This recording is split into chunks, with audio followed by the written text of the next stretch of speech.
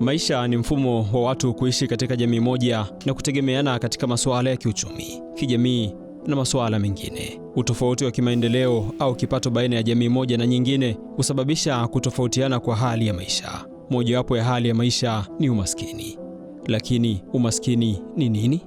Umaskini ni ile hali ya kutokuwa na uwezo wa kupata kitu fulani, kupata mahitaji yako, uwezo wa kupata malazi, makazi, uwezo wa kupata elimu nzuri, uwezo wa kupata afya. Kukosa hivyo vitu ni mojawapo ya alama au viashiria vya umaskini. Kama mtu hana kipato cha kuweza kununua chakula, mavazi yake, hawezi kujilipia huduma ya afya, huyo mtu ni maskini. Huyo mtu hana makazi, mahali pa kulala, huyo mtu ni maskini. Ili kutambua hali moja au tofauti baina ya jambo moja na jingine, kuna vigezo au viashiria ambavyo vinaweza kubainisha uhalisia wa jambo hilo. Ili kutambua umaskini, ni viashiria gani hutumika kuubaini? Wako watu na taasisi ambazo zinapima umaskini, na mara nyingi katika kupima umaskini hutumia viashiria mbalimbali. Kwa mfano, ukisoma taarifa za tafiti mbalimbali, wanaweza kuonyesha kwamba jamii hii ni maskini kwa kuwa tumeona watoto wachanga wale chini ya umri wa miaka 5 wanafariki sana kwa kukosa huduma za afya, kwa kukosa madawa, kwa kukosa chakula bora. Hii kiashiria cha umaskini. Wengine tumeangalia idadi ya wagonjwa katika hospitali na madaktari waliopo, bado hawajafundisha madaktari kutosheleza kutokana na hali yao ya umaskini na shida. Wanatumia viashiria kama hivyo. Wengine wanaangalia hali ya nyumba kama kiashiria cha hali ya umaskini. Wengine wanaangalia, je, katika familia hiyo nyumba wanamiliki nini?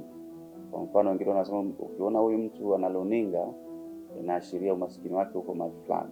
Ukiona huyu ana baskeli, ana gari, ana nyumba ya matofali au ana nyumba ya jengo kwa fito na matope, yote hivyo wanavitumia kama viashiria kuangalia hali ya umaskini ikoje katika hiyo nchi.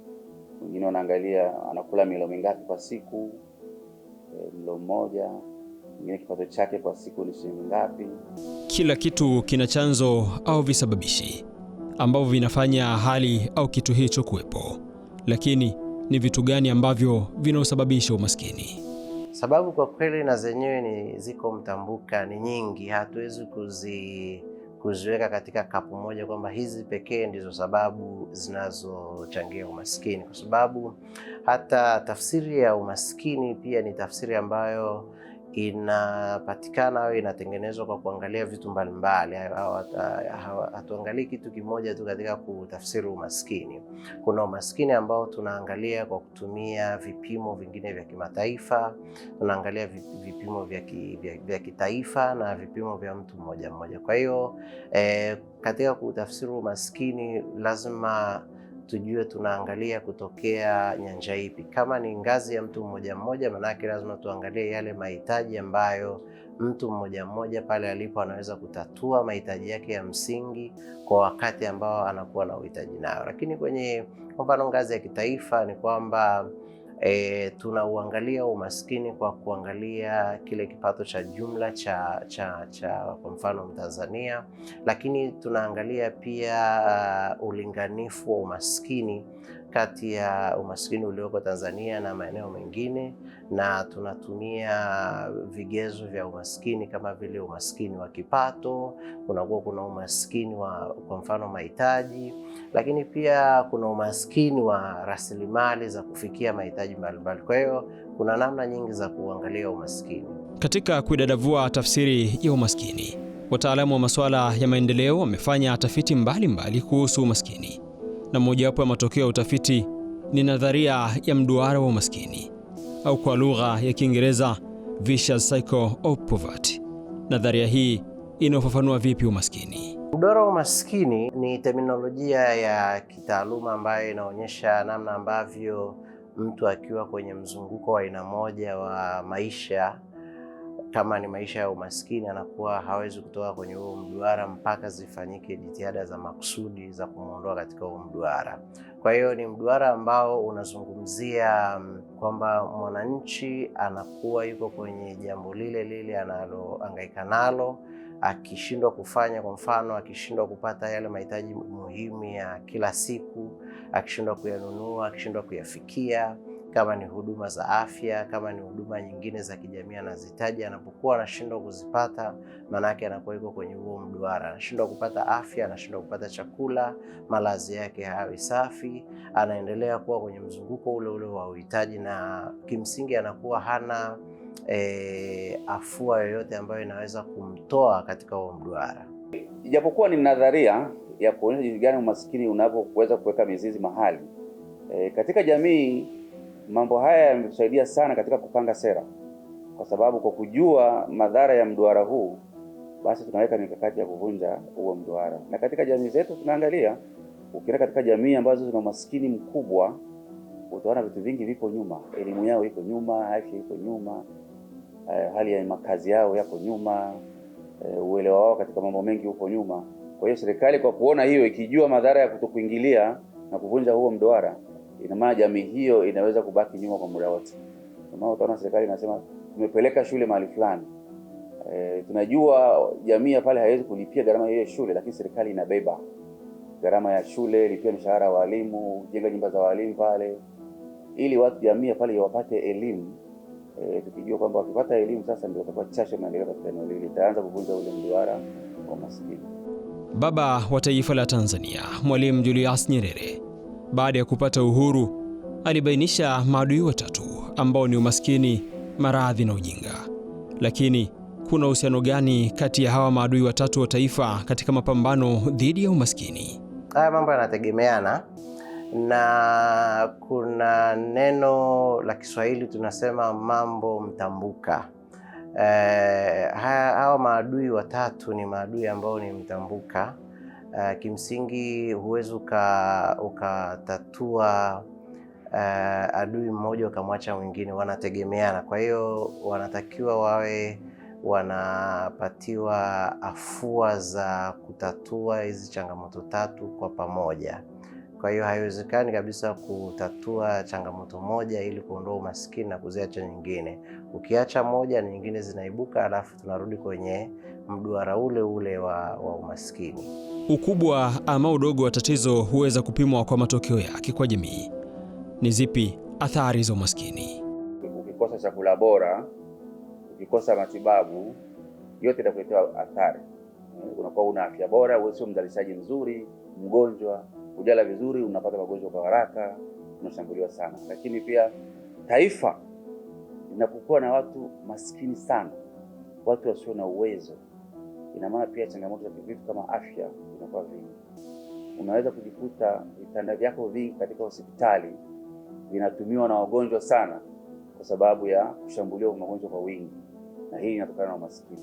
Yaani athari ya kwanza, naweza hapa nikaumwa kulingana sina kitu mfukoni, wanajikuta tena wanaanza kusumbua wengine, tena wanaanza kunichangia tena ili fanyaje nikapate matibabu. Unaona, hizo ni kama athari ambazo zinaweza kupatikana kwenye umaskini. Mojawapo ambayo inaweza kutamkwa sana ni utegemezi, kwamba mtu anapokuwa maskini anakuwa ni tegemezi kwenye jamii inayomzunguka, na anapokuwa hana zile njia za kupata kipato anakuwa anaongeza utegemezi, na wale ambao wanaweza kuwa wanamsaidia katika hiyo hali ya utegemezi na wenyewe wanaingia kwenye mzunguko au mduara ambao unakuwa ni mduara ambao umeungana na ule mduara wa umaskini, kwa sababu anakuwa yeye pia ni wa kutegemewa na anakuwa anashiriki kwenye yale maisha ambayo ni ya kumsaidia mtu mwingine kutoka kwenye umaskini, lakini na yeye sasa kwa sababu anaendelea kutegemewa anaendelea naye kuingia kwenye hali hiyo ya utegemezi.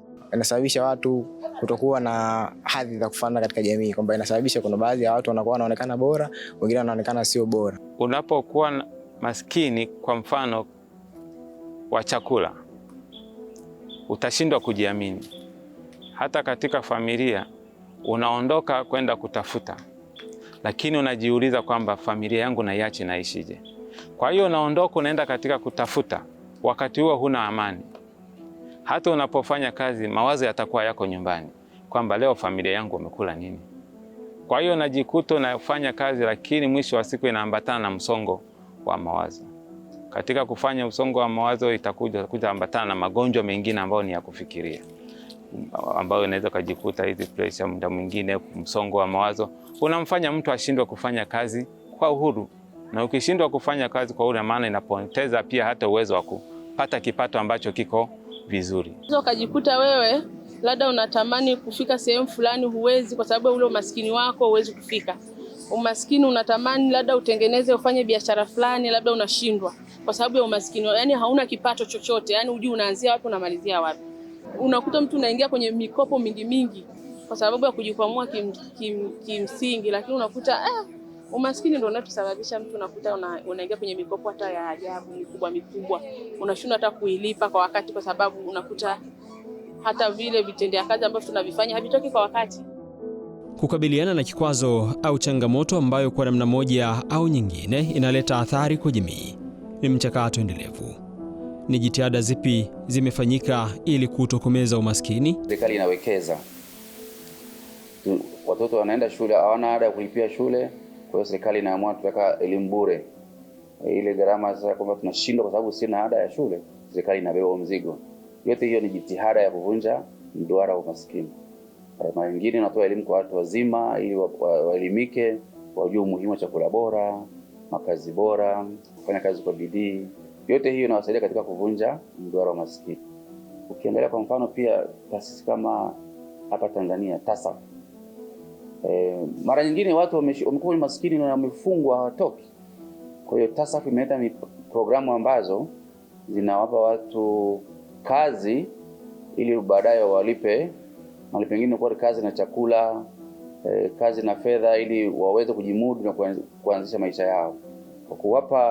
Kwa kuingiza pesa katika mzunguko wa maisha yao, unawatoa katika ule mduara umaskini. Wanaanza sasa kupata kipato, wanaweza kununua, wanaweza kulima, wanaweza kuwekeza kidogo kibiashara kidogo. Kwa hiyo wanaanza kupata mbinu za kutoka kwenye ule mduara wa umaskini.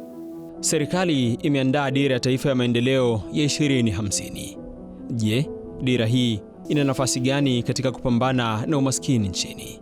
Hii ni dira ambayo inatuelekeza na inatuonyesha kwamba ni kwa jinsi gani ambavyo Tanzania imejipambanua kuhakikisha kwamba inauondosha umaskini katika nchi yetu ya Tanzania. Ukiangalia vita hii ni kwamba hata wenzetu mataifa mengine huko duniani, unazungumzia China, unakwenda Singapore, unakwenda mataifa mengine, wote hawa kwa kiwango kikubwa waliweza kupambana na umasikini huu ambao tunaozungumza, na leo ni mataifa ambayo yameondokana na umasikini kabisa.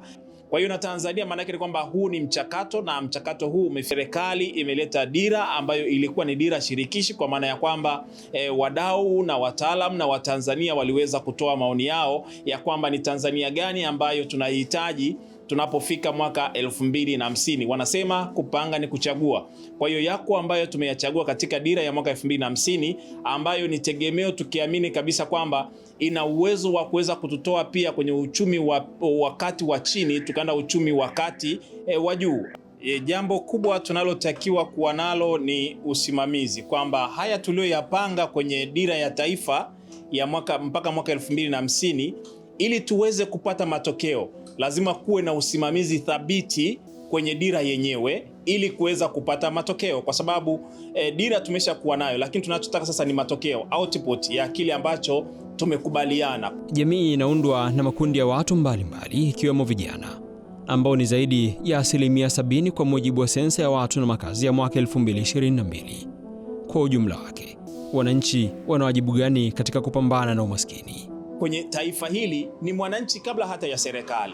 Kwa hiyo ina maana serikali, mwananchi ana wajibu mkubwa wa kuhakikisha kwamba anaendelea kufanya kazi kwa bidii, lakini vile vile anaendelea kuhakikisha kwamba anafuata yale ambayo yanatolewa na serikali ambayo yanaweza kumsaidia kumuongoza katika kuweza kutokana na umaskini, kwa sababu kinacholetwa na serikali kimeshafanywa utafiti na wana uhakika kabisa kwamba wananchi wakiweza kupita kwenye njia hii basi wanao uwezo wa kuweza kuondokana na umaskini. Na ndio maana ukiangalia kumekuwepo na mikakati mingi ya kuweza kuona kwamba taifa linaondokana na umaskini. Unaona kuna issue kama za TASAF.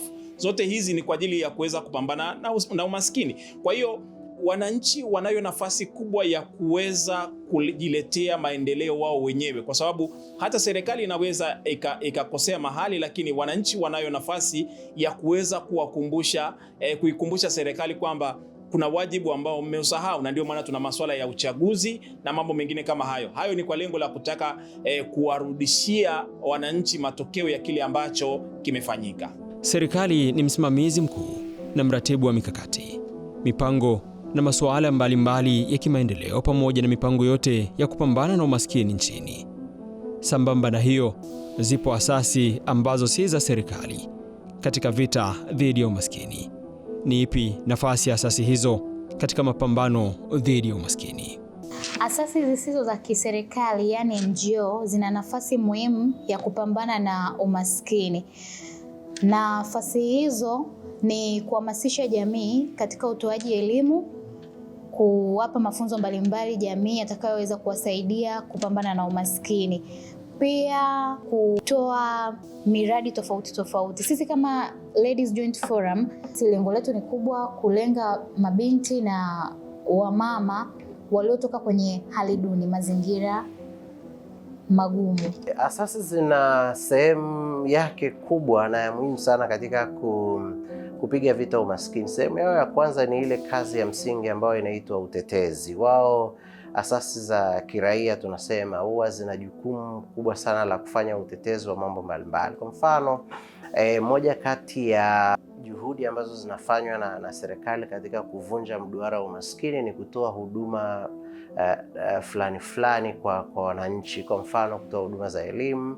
Kwa mfano, kama wananchi wana shida ya kupata chakula, serikali kazi yake pia ni kutoa ruzuku ya pembejeo mbalimbali za kilimo. Sasa asasi za kiraia kazi yake ni kuhakikisha kwamba zinatetea zile jamii ambazo ni maskini sana kupata hizi huduma ambazo zinatolewa na serikali kama sehemu ya kuvunja ule mduara wa umaskini.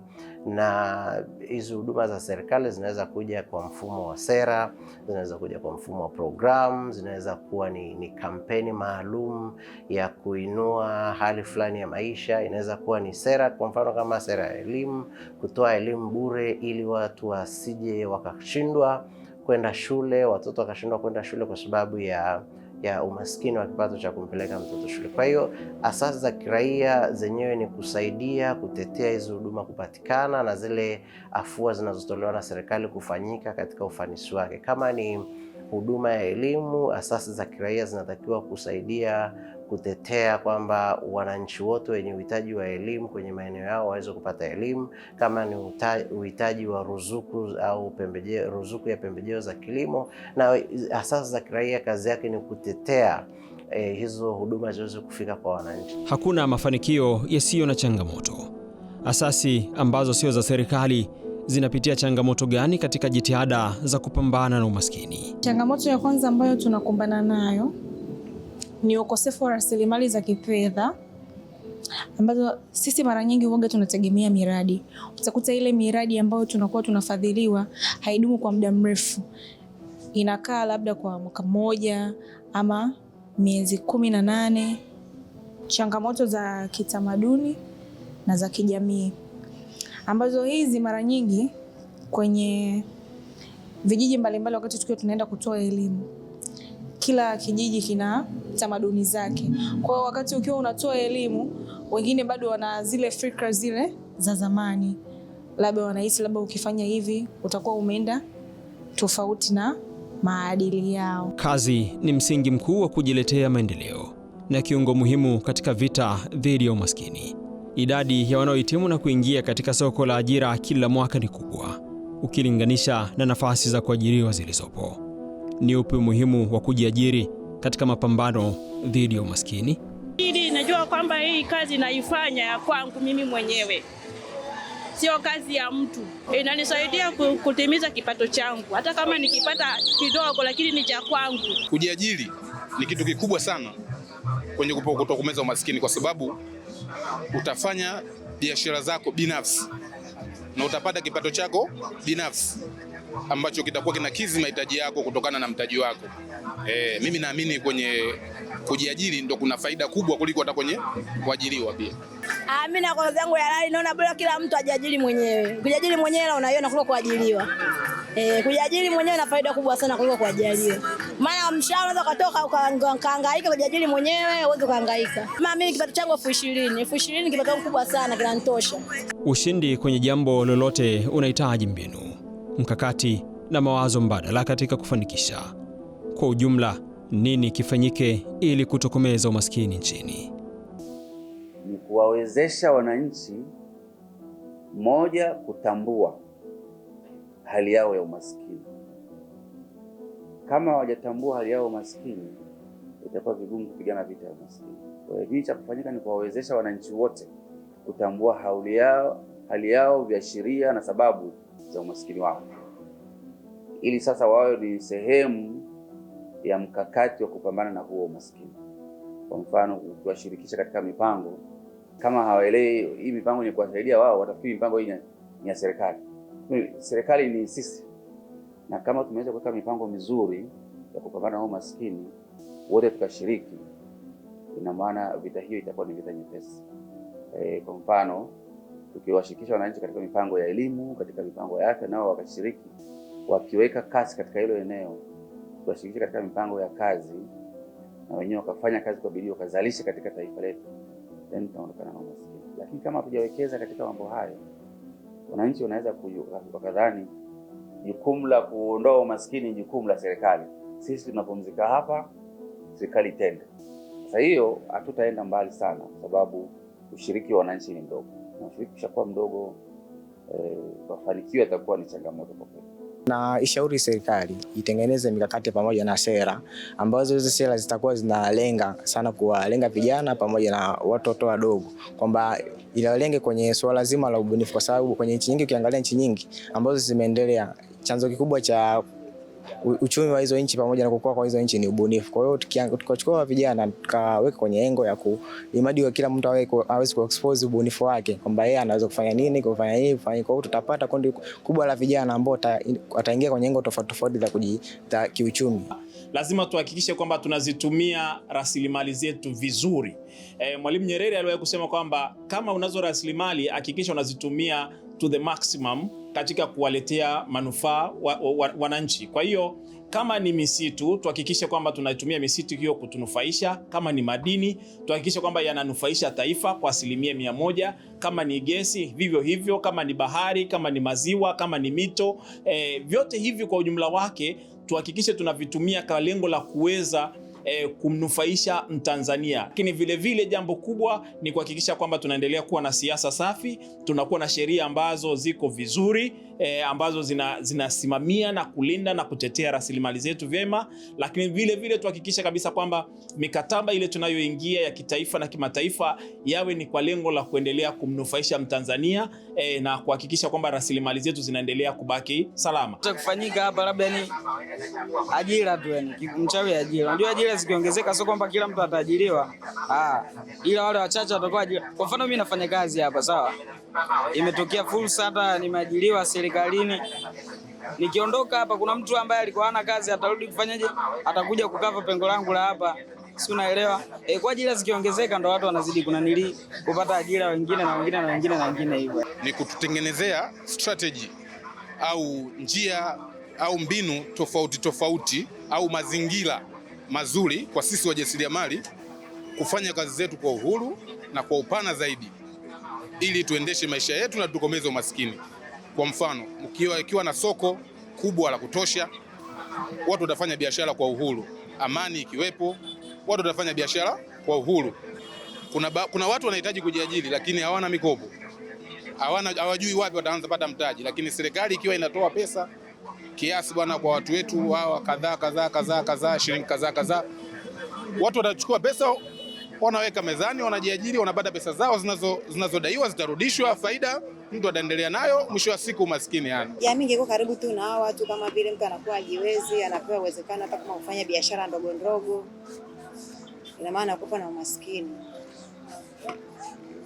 Kwa sababu hakuna mtu anapenda kuwa maskini.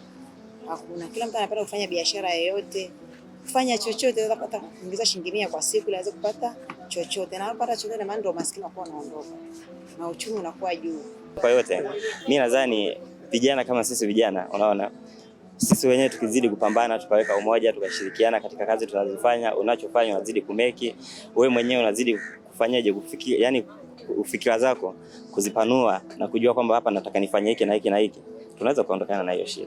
Watu wajihusishe na biashara mbalimbali kama vile ujasiriamali. Hiyo itaanza kumfanya mtu ajihusishe kwenye njia chanya zile za kuweza kupata hela na sio kujihusisha na mambo mengine. Vile vile pia serikali itoe fursa mbalimbali kwenye ajira ili watu waweze kuonyesha vipaji vyao au walivyovisoma wakiwa kwenye shule au vitengo mbalimbali ili waweze kupata ajira na kujikimu kimaisha. Jamii inapewa wito upi ili kuwa mstari wa mbele katika mapambano dhidi ya umaskini? Mimi na washauri wa Tanzania wenzangu wasijipweteke, yani usitegemee kazi ya mtu. Hata wewe mwenyewe unaweza ukafanya kazi na ukaendelea katika maisha yako, usimtegemee mtu. Watu ni kujishughulisha tu, kujishughulisha, usichague kazi yote fanya. Yani usione leo unafanya kazi hapa sio unapata hela ndogo ukakata tamaa. Hamna.